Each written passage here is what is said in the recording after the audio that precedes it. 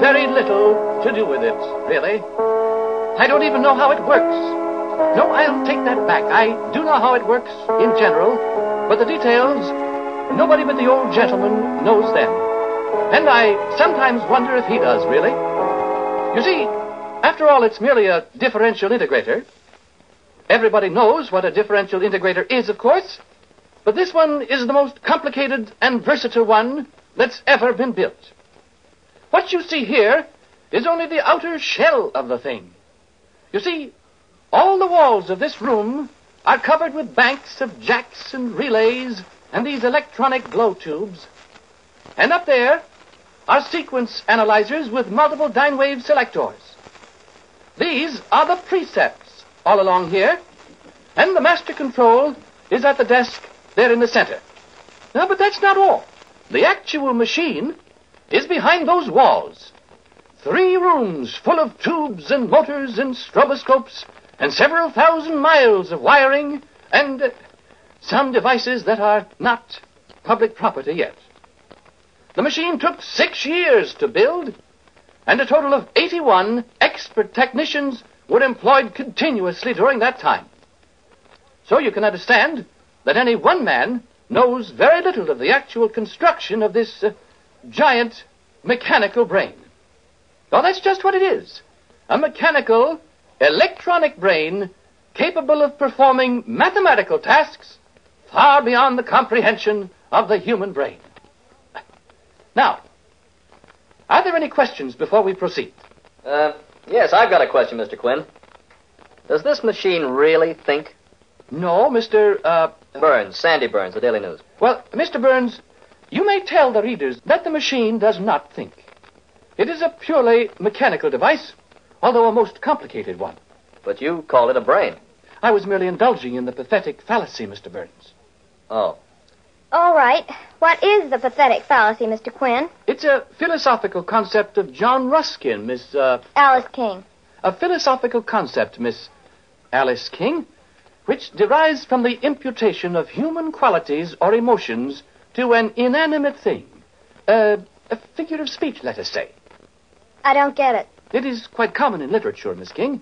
A poet speaks of the angry sea, the cruel wind, and so on. Oh, I get it. Are there any other questions? No, go ahead. Unless somebody else has a question. I have. What's the machine good for? That is not as easy to answer as you might think, Miss Alice King. I think that if I point out that it is capable of solving the most abstruse mathematical equation in an amazingly short time, you may have an idea of its value to science and industry. How fast? What? How fast does it work? Well, here is an example in this folder. This solution covers 36 pages. The machine produced this solution in, let me look, 16 minutes. That is pretty fast. Exceptionally fast, when one considers that without the machine, it would take 20 expert mathematicians working together for something like 10 years to arrive at the same solution. So, you see? Oh. Well, I've got one more question, Mr. Quinn, if you don't mind. Go right ahead. How do you know this answer's right? What? Why, of course it's right. Sure, but how do you know? Why, that question has never come up before. Yes, but if this machine is such a dinger as you say it is, oughtn't you to be sure that it adds things up right? Oh, it does. Oh, it does, I assure you. This answer to the problem you've got there. How do you know it's right until 20 mathematicians work 10 years to do it over again? Why, that's ridiculous. It isn't ridiculous. I'll tell you what's ridiculous to me, Mr. Quinn. Just the same as it is to Alice. I think it's absurd for a bunch of great, big, high-powered scientists building a gadget like this and then taking its word for everything without question. I'm afraid you haven't the proper scientific approach, Mr. Burns. No, that's right, I haven't. But listen here. Suppose you've got a great big scientific formula, or whatever you call it, and let's say a big bridge or something depends on some kind of calculation that... The operation of the machine has been checked at every stage. How? By starting with the simplest possible mathematical problems. Now, if you just move a little closer, I'll demonstrate. We will progress from a simple 2 plus 2 on through the multiplication of 7 or 8 digit numbers, through raising a number to a 3-digit power, through algebra. Go on, let's see. Very well. 2 plus 2 is our first problem, which will be solved electronically in 1/1,000,000th of a second. Now, the problem is set up here. And when I flip this button, the result appears on the transparent screen up there. Now watch. 2 plus 2. 2 plus 2 are 4. Says 5 up there. Why, I pushed the wrong buttons, of course. Let me push them. Very well. Here. Sure they're the right ones? Miss King, you can read, can't you? Fluently, Mr. Quinn. Right? 2 and 2. Right. Now, this button. Okay. Good heavens. 19,412. Here. There's probably a short circuit in the cucambulators or You know what I think, Mr. Quinn? What? I think that pathetic fallacy of yours is a fake. I think the machine heard what you said and it's mad at you. Come on, Sandy, we got a story.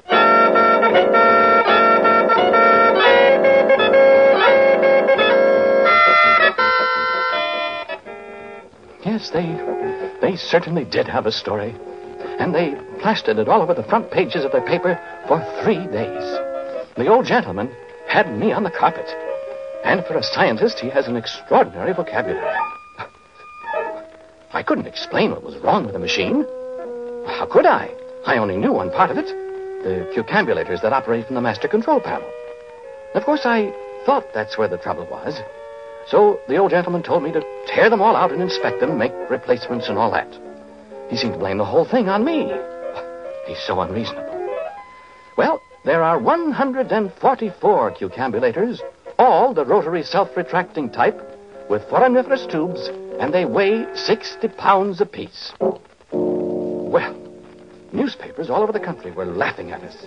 They had funny jokes about the machine on 6 radio programs in one night. And we had to do something quick. The way that girl took that up and made me look like a first-class fool, I could have choked her. So I started to work. They shut down the lab, but people kept storming at the gates to see the machine that got mad at people. And there I am, up to here in grease and wires and electronic gadgets. And I've been over every single one of the 144 cucambulators, and there's not a thing wrong with one of them. Not one single thing. But the machine won't work. Well, it just sits there. I've got just one more thing to do before I give up. And, of course, when I give up, I'm through. Well, the old man made that amply clear. I'll be out of a job that fast and try and get another. I'll have to change my name and go somewhere and find a job as a dishwasher or a sailor or something. And I've spent 27 years in this profession. All of it thrown out the window because of a stubborn collection of wheels and tubes and wires and relays and whatever else there is. I hope you're happy about that, machine. What's that? What the deuce? Is that thing starting up by itself? What goes on here? Those tubes lighted up. Now what? Why, that's the strangest thing I ever heard of. Who's that? Quinn. Who is that? Who's calling me? Hello? Hello, who's calling me? I must be hearing things. I'm losing my mind. Quinn. Who's calling me? Quinn. 2 plus 2, 4. What? 2 plus 2, 4. Who is that, I say? 4, 4, 4, 4. Why, it's the machine. It's talking back to me.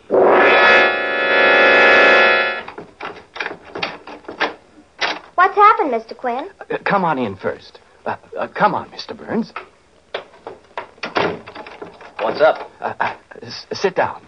Look, Mr. Quinn, I'm sorry we made such a fool of you. Yeah, so am I, Quinn. But that's the newspaper business. It's all right. What'd you want to tell us? Well, hardly know what to say now that you're here. Is the machine fixed? Have you got a statement or something for us? Because if there's anything we can do, you know we'll do it. The old gentleman's been pretty rough on you. Yes. Yes, he has that. Well... Now, look, Mr. Quinn. Before you start, there's no guarantee that anything you tell us will be printed. We don't run the paper, you know. I know. But you'll print this. What? Well, you remember you said the machine was mad at me? Yeah. It was. What? It was. But it's sorry now. You mind saying that again, Mr. Quinn? Well, I said it's sorry now. Wait a minute.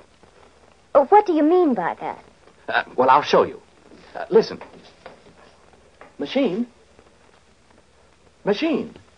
Listen. Be still, Sandy. Machine, do you hear me? Listen, Quinn, what is this? Sandy, I said be still. Machine. Answer me.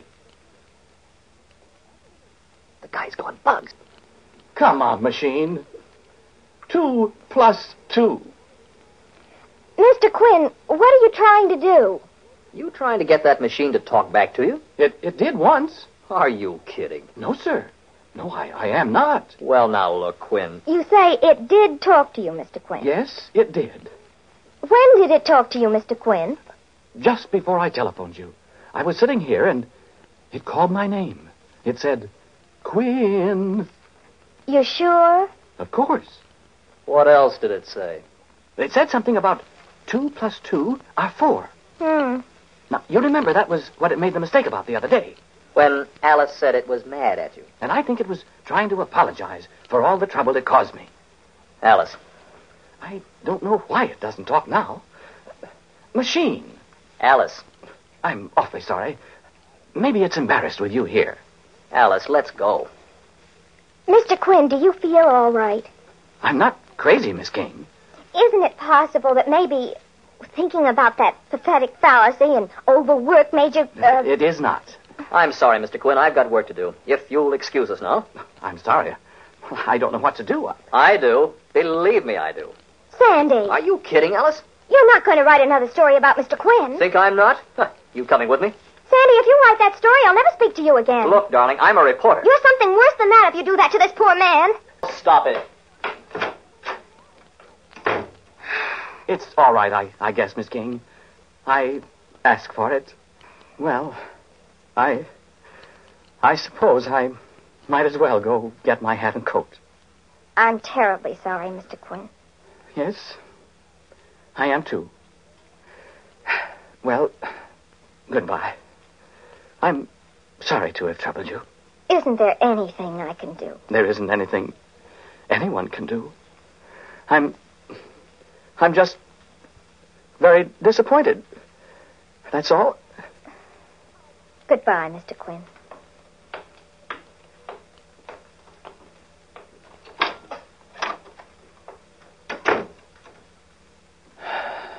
Well, I guess that's that.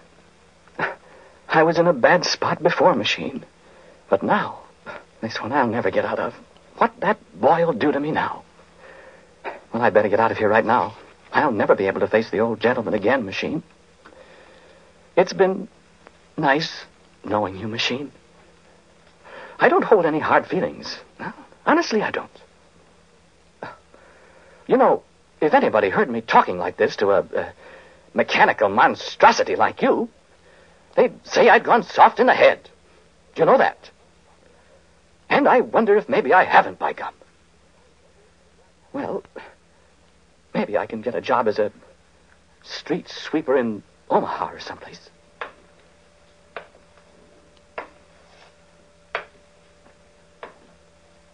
You have a good time. All by yourself, Machine. Will you? Quinn! I'm afraid it's too late. Quinn! You saying goodbye, Machine? 2 plus 2, 4. Quinn. I'm not at all sure that it is, Machine. I'm not sure of anything anymore.